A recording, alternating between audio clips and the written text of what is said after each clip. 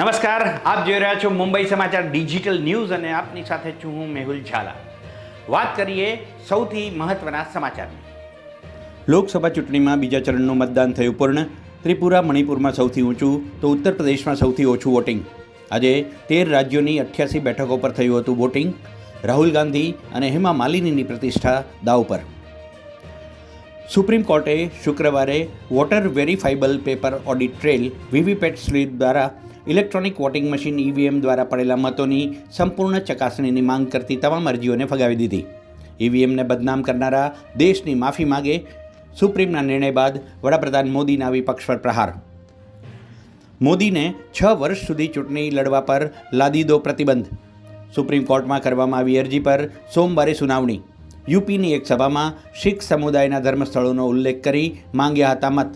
આચારસંહિતા ભંગની થઈ ફરિયાદ. સુરત લોકસભા બેઠકના કોંગ્રેસ ઉમેદવાર નિલેશ કુંભાણીની 6 વર્ષ માટે કોંગ્રેસમાંથી હકાલપટ્ટી. કુંભાણીની નિષ્કાળજી સ્પષ્ટપણે અને ભાજપ સાથે મેળાપીપળું રચ્યું હોવાના સામે આવતા લેવાયા છે પગલાં.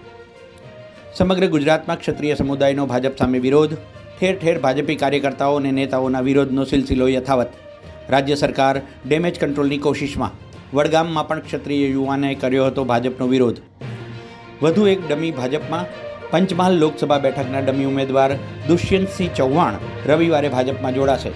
સુરતમાં કોંગ્રેસના ઉમેદવાર અને ડમી ઉમેદવારનો ખેલ પાડી દીધા બાદ હવે પંચમહાલમાં ડમી ઉમેદવારનો પણ ખેલ પાડવામાં આવ્યો.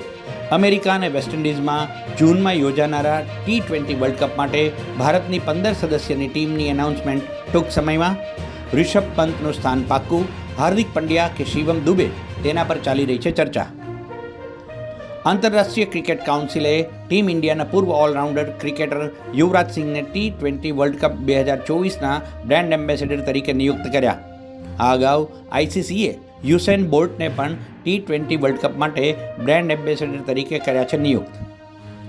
એક્શન અને કોમેડી બાદ હવે હોરર ફિલ્મમાં નસીબ અજમાવશે અક્ષય કુમાર. ફરી એકવાર પ્રિયદર્શન સાથે કરશે કામ. હમણાં નબળા પ્રતિસાદની ફિલ્મોથી નિરાશ અક્ષય કુમાર કંઈક નવું કરવા માંગે છે, એટલે કરશે હોરર ફિલ્મોમાં કામ. તો આ હતા અત્યાર સુધીના મુંબઈ સમાચાર ડિજિટલ ન્યૂઝ.